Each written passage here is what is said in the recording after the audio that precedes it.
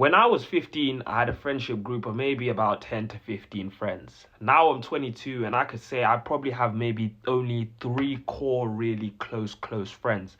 And that just inspired today's video because I've been really thinking about it. I used to think that being surrounded by people, like a lot of people, meant, you've got a lot of friends, and the idea of having a massive friendship group and loads of people as a support network was something that was good.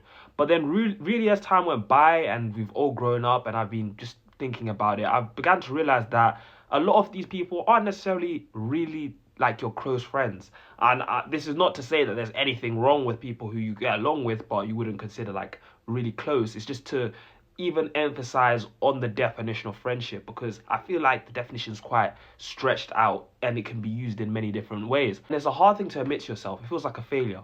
How are the people who I thought were all my friends are not my friends? But when you're in a massive group, you start to notice the conditions of the relationship. Some people are closer than others, and sometimes it's more the group functioning as a whole, as an entity, rather than the individuals really getting along with each other. Take the group dynamic out, and suddenly some people just stop speaking to each other. So another aspect that really is important is when you really need to talk to someone, you find out that a lot of these people aren't people that you can reach out to comfortably. Not saying that you wouldn't be able to reach out to them at all, but you don't feel comfortable reaching out to them. And I feel that's another important aspect, that a friend should be someone who you should feel comfortable speaking about your problems to. And sometimes when you really need someone to speak to and you're going through something, it feels like the crowd is falling apart and it thins out really quickly.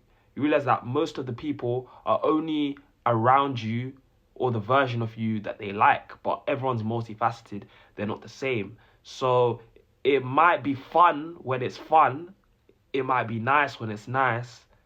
But beyond just the fun energy and the surface level moments, is there anything that really lives underneath? Are they your brother? Because I feel like friendships, like true friendships, should feel like brotherhood.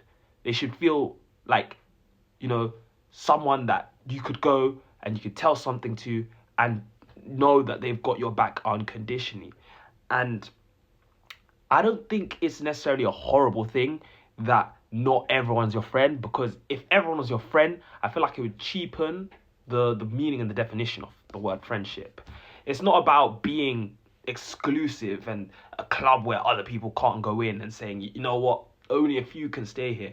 But it is about realizing that everyone in life is a slightly bit different and they have their own priorities. Because I feel like if you don't realize that, that's where disappointment come in.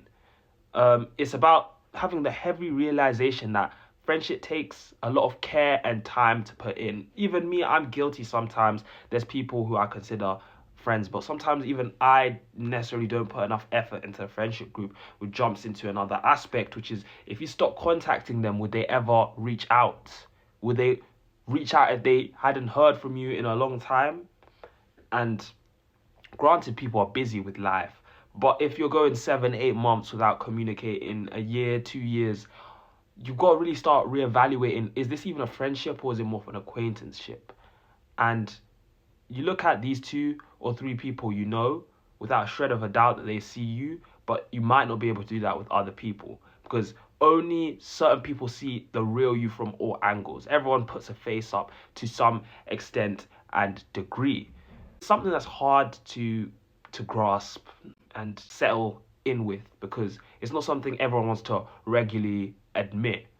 It doesn't feel nice when the large group shrinks down into something that's small. When you used to think that you had everything at the tips of your palm, but now it's no longer like that. And it hurts for a while, but once you go through the hurt and you just take a time to reflect and you realize that the people that are left behind from the group are the real ones. They're the ones that are for you. They're the ones that care about you, and it's like sifting through the sand and you found the jewels at the end.